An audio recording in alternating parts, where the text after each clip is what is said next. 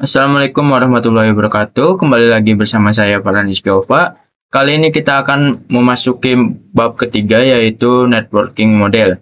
Nah, di sini itu kita akan membahas yang pertama itu ada konsep, lalu yang kedua itu TCP atau IP model, lalu yang ketiga itu ada encapsulation dan juga decapsulation ataupun bisa dibilang itu name of TCP atau IP message. Lalu yang terakhir itu ada OSI layer model ya teman-teman. Oke. Lalu selanjutnya, nah untuk networking model itu sama saja ya teman-teman dengan jaringan komputer. Tapi ada sedikit perbedaan, yaitu jaringan komputer itu mengacu pada perangkat komputasi yang saling terhubung serta dapat bertukar data dan berbagi sumber daya satu sama lain.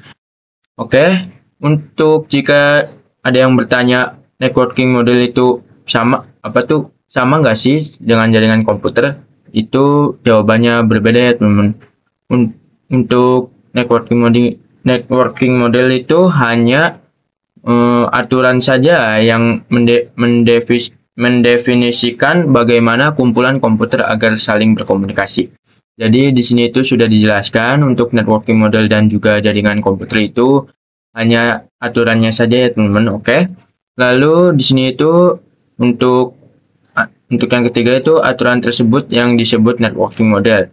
Nah, ini juga yang ketiga itu menjelaskan ataupun menegaskan untuk networking model itu tidak sama dengan jaringan komputer ya teman-teman. Nah, di sini juga jadi bagaimana setiap vendor dapat saling berkomunikasi dengan open standard networking model yang tersedia. Terus di sini itu untuk saat ini open standard networking model yang tersedia dan terkenal itu ada dua, yaitu TCP atau IP model dan juga OSI model. Nah, di sini itu untuk OSI model itu dibuat oleh International Organization for Standardization ataupun ISO ya teman-teman. Nah, yang TCP ataupun IP model ini dibuat oleh by the Department of Defense ya teman-teman, ataupun bisa dibilang itu DoD. Oke. Oke, di sini itu konsep yang kedua itu sebelum dan sesudahnya ada networking model. Nah, sebelumnya itu beberapa vendor itu mempunyai networking modelnya sendiri-sendiri ya teman-teman. Tetapi itu belum dijadiin satu ya teman-teman. Nah, contohnya itu seperti tahun 1974, yaitu IBM membuat networking model, ataupun bisa dibilang ini sistem arsitektur network, ataupun SAN.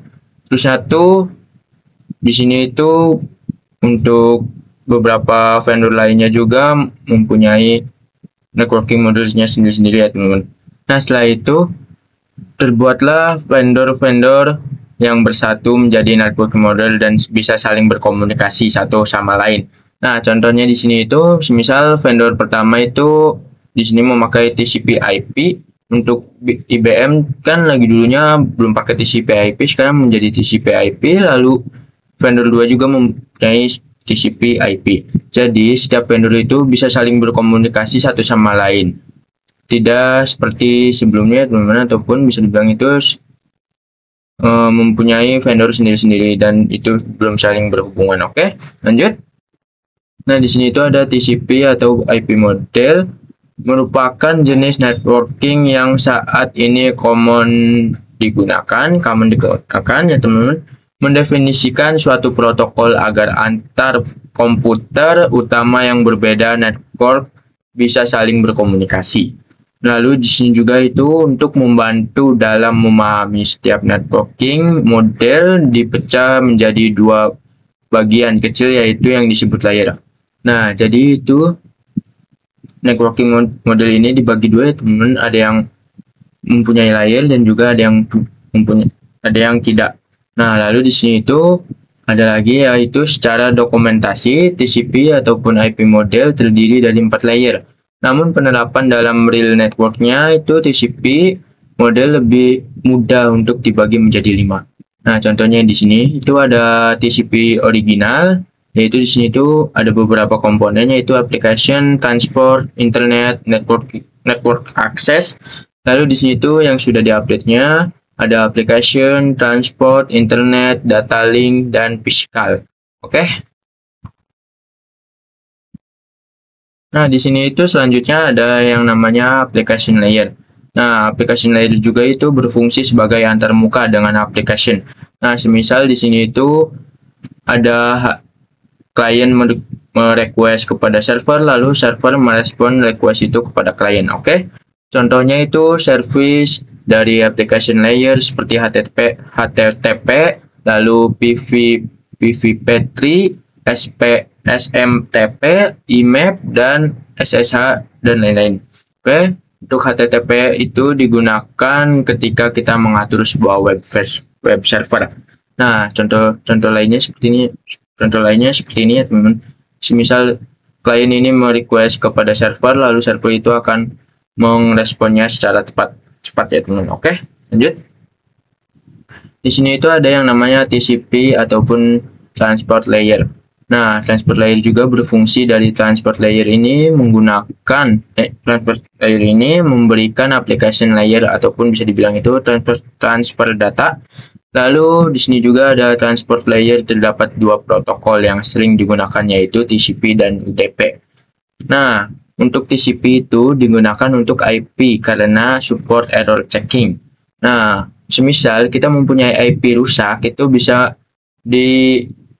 diperbaiki dengan TCP ya teman-teman. Nah, untuk UDP itu kita bisa menggunakan untuk streaming video game dan juga transfer data secara cepat.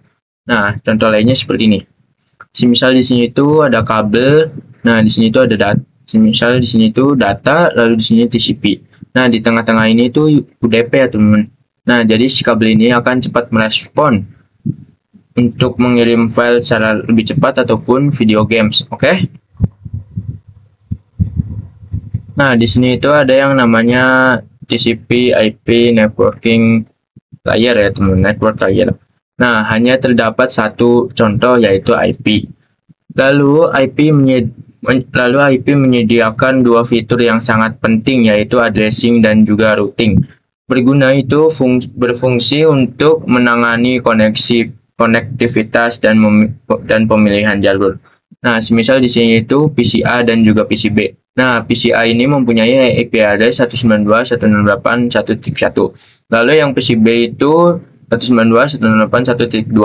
Jadi itu ini kedua PC itu IP address-nya berbeda ya teman-teman, dan juga mempunyai konektivitas jalurnya itu sama tujuannya sih. Oke, lalu lanjut. Setiap perangkat jaringan memerlukan address yang unik ya teman-teman. Nah, di sini itu ada addressing merupakan IP address perangkat itu sendiri. Nah, untuk IP address itu kita bisa dapat ditemukan di laptop kita, PC kita, ataupun yang lain-lain. Oke. Untuk routing merupakan sebuah fitur yang disediakan oleh IP di bagian network layer guna mengatur lalu lintas data yang akan dikirim ke address tujuan. Oke. Lanjut. Di sini masih di network layer. Untuk IP itu bisa dibilang ini interest protokol terdapat dalam network layer ketiga ataupun OSI. IP digunakan untuk komunikasi antar perangkat jaringan. Nah, jadi IP address itu bisa berkomunikasi antar jaringannya, teman-teman. Untuk di sini itu terdapat dua IP address yang berbeda yaitu IP 4 dan juga IP 6. Untuk IP 4 itu pengalamatannya itu 32 bit, terdapat menjadi 4 blok ya teman-teman. Untuk setiap bloknya itu ada 8. Max hostnya itu 4,294,967,296. Nah, untuk IP address 6 ini itu pengamatan IP addressnya itu ada 128 bit. Terbagi menjadi 8 blok, setiap bloknya itu ada 16 bit. Nah, max hostnya itu 340, 282, 366, 920, dan lain-lain. Oke, lanjut. Oke, selanjutnya di sini itu ada yang namanya data link layer dan juga physical layer. Nah, untuk data link layer ini mendefinisikan protokol yang dibutuhkan pada physical layer. Untuk fiturnya itu yang ada di dalam data link ialah FCS ataupun bisa dibilang Frame Check Sequence, yaitu mendeteksi error tanpa recovery. Lalu yang ketiga ini addressing yang digunakan pada data link ialah MAC address. Nah, semisal IP kita rusak ataupun IP kita error itu, maka FCS ini akan mendeteksi IP kita yang rusak ataupun bisa bilang itu mengasih tahu untuk IP kita rusak di mana, terus satu mendeskripsikan IP kita rusaknya di bagian mana dan lain-lain. Itu FCS itu sangatlah membantu ya teman-teman tanpa recovery. Nah, oke, lanjut, yaitu di sini itu ada physical layer mendefinisikan cabling pada suatu jaringan komputer ataupun bisa dibilang apa yang digunakan untuk penghubung device. Nah, semisal ini PCA dan juga PCB. Nah, di sini itu ada kabel. Nah, kabelnya itu bisa dibilang itu physical layer. Nah, si kabel ini itu mendefinisikan cabling apa? Di sini tuh kabel ini mendefinisikan suatu jaringan ataupun apa yang digunakan untuk penghubung device. Oke, lanjut. Nah, di sini itu ada yang namanya encapsulation dan decapsulation. Untuk encapsulation itu merupakan proses membungkus data dengan header pada setiap layernya. Jika decapsulation itu merupakan kebalikan dari encapsulation. Nah, di sini itu ada contohnya, teman-teman. Di sini itu ada yang namanya application, presentation, session itu masuk ke data semua. Untuk transport itu masuk ke data dan juga segmen header. Lalu network itu masuk ke data, segmen header dan juga packet header. Lalu untuk data link itu masuk ke data, segmen header, paket header dan juga frame header.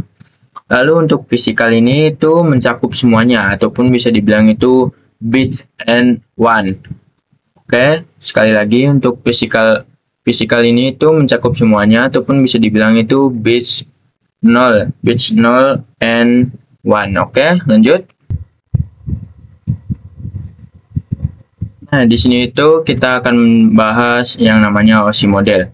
Untuk OSI model itu saat ini yang sering digunakan hanya TCP ataupun IP karena untuk dari sisi perkembangan protokolnya atau modelnya TCP atau IP lebih dominan daripada OSI layer. Nah, untuk sebelumnya juga networking model itu ada setiap vendor memiliki networking masing-masing karena setiap vendor memiliki komunikasi yang sangat sulit. Nah, jadi kan pada sebelumnya kan setiap vendor itu mempunyai networking masing-masing ya teman, dan juga itu pastinya IP address-nya berbeda-beda. Jadi itu sangatlah sulit dari vendor satu ke vendor yang lain. Jadi dibuatlah yang namanya networking model seperti TCP IP dan lain-lain. Itu akan bisa saling berkomunikasi dengan mudah ya teman. Oke, untuk yang terakhir ini OSI layer biasa dipelajari dan mudah dipahami. Nah, OSI layer ini kita bisa dipelajari dan dipahami dengan mudah seperti saya dan juga teman-teman yang lain itu bisa memahaminya secara cepat ya teman-teman. Oke, lanjut. Masih di OSI model. Jadi untuk OSI model itu membangun jaringan komputer sangat besar usahanya karena banyak vendor yang memiliki networking sendiri dan mencari cara agar bisa saling berkomunikasi antar sesama vendor. Nah, di sini juga sudah jelas teman-teman, pastinya untuk vendor-vendor lain juga memiliki biaya yang sangat gede teman-teman untuk saling berkomunikasi, jadi susah teman-teman. Lalu oleh karena itu dibuatlah suatu model spesifikasi minimum oleh ISO pada tahun 1984 yang biasanya disebut OSI 7 layer. Nah, jadi seperti ini OSI 7 layer ini itu tabelnya kebalik ya teman-teman, harusnya satunya di atas. Nah, lalu lanjut, terdapat 7 lapisan layer pada OSI model. Yang pertama itu upper layer atau bisa dibilang itu berkaitan dengan user interface.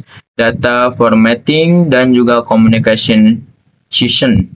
Jadi dari 1 sampai 4 dari sini physical sampai transport ya teman-teman. Untuk yang kedua itu lower layer, berkaitan dengan bagaimana data itu mengalir dari 5 sampai 7 session sampai application. Oke. Untuk pembahasan kali ini sekian saja. Sekian dari saya. Mohon maaf kalau misal ada salah ataupun jika belum dimengerti. Wassalamualaikum warahmatullahi wabarakatuh.